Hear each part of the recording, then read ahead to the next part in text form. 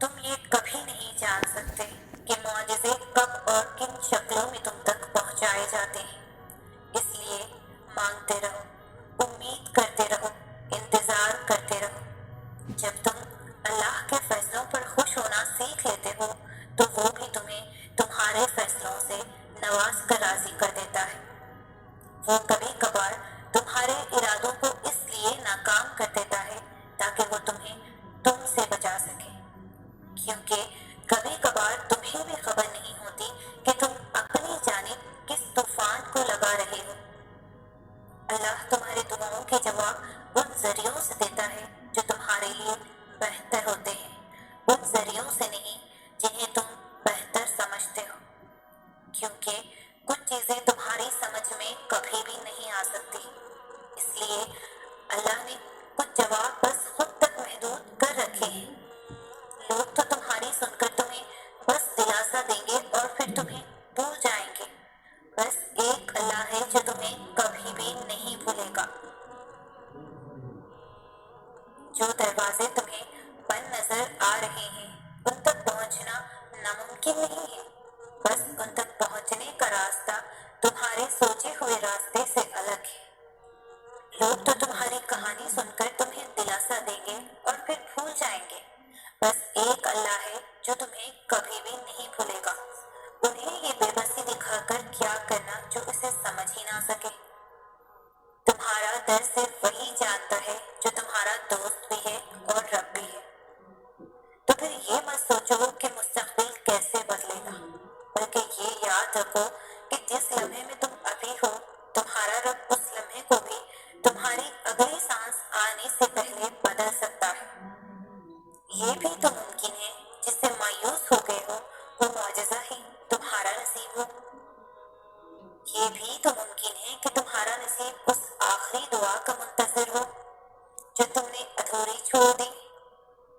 تو پھر مانگو اس رب سے ہر وہ چیز جو تمہاری نظر میں ناممکن ہے، پھر وہ اپنے کرم کی ایسی نظر کرے گا تم پر کہ سب ممکن ہو جائے گا۔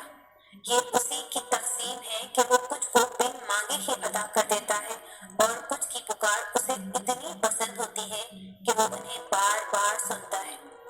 تو پھر مانگو اس رب سے۔ پہلے ہی تمہارے مقدر کا حصہ ہوتی ہے، لیکن اللہ انہیں وقتی طور پر اس لیے دور کر دیتا ہے تاکہ تم اس کے قریب آ سکو۔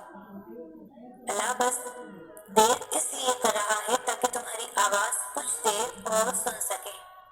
اس کی تاخیر انکار نہیں ہے۔ تو پھر اس وسوسے میں مت الجھو کہ تمہارے نصیب میں تمہاری چاہت نہیں ہے۔ یہ بھی تو ممکن ہے کہ اللہ نے اس چاہت کا خانہ تمہاری دعا کے لیے خالی چھوڑ رکھا ہو، اور کچھ چیزوں کو وہ تمہارے مقدر کا حصہ نہیں بناتا تاکہ تم خود انہیں اپنی دعاؤں کی طرف سے اپنا بنا سکو۔ اس یقین کے ساتھ مانگو کہ اللہ ضرور دے گا، اور پھر دیکھو وہ تمہیں اتنا عطا کرے گا کہ تم گنتی تک بھول جاؤ گے۔ جب بھی اداس ہونے لگو تو خود کو یہ یاد دلا دیا کرو کہ جس نے مشکل دی ہے اس نے مدد کا بھی وعدہ کر رکھا ہے۔ وہ تمہارے ہاتھوں کو تب تک خالی نہیں کرتا جب تک انہیں اور بہتر چیز سے نہ نوازے۔ دعائیں نصیب سے نہیں بلکہ نصیب دعاؤں سے ملتا ہے۔ وہ تمہاری طرف سے کیسے ناواقف ہو سکتا ہے جس نے تمہاری تخلیق سے پہلے یہ فرما رکھا ہے، اور تم تمہاری شاہرگ سے بھی زیادہ تمہارے قریب ہو۔ اور جس دن اللہ تم سے راضی ہو گیا اس دن تم اپنی ان اداس آنکھوں سے اپنے نصیب کا بدلنا دیکھو گے اور خوش ہو جاؤ گے۔ جب تم درد کی حالت میں اللہ کو پکارتے ہو تو تمہاری آواز ان سات آسمانوں میں تب تک گونجتی رہتی ہے جب تک کن نہیں فرما دیا جاتا۔ اللہ تو فرماتا ہے مجھے پکارو، میں تمہاری پکار کا جواب دوں گا۔ اور پھر وہ یہ بھی فرماتا ہے یقیناً اللہ کبھی بھی اپنا وعدہ نہیں توڑتا، اور وہ تمہارے مقدر کو بدلنے کی گنجائش تب تک رکھتا ہے جب تک تمہاری دعائیں اس کی چوکھٹ پر بے بسی سے کھڑی رہتی ہے۔ تم دعا کرتے ہوئے معجزوں کا یقین رکھو، پھر دیکھو دعا ختم ہوتے ہی معجزہ ہو جائے گا۔ تو پھر یہ مت سوچو جو مانگ رہے ہو اسے حاصل کیسے کرو گے، کیونکہ اس کا انتظام تمہارا رب تمہارے سوچنے سے بہت پہلے کر چکا ہے۔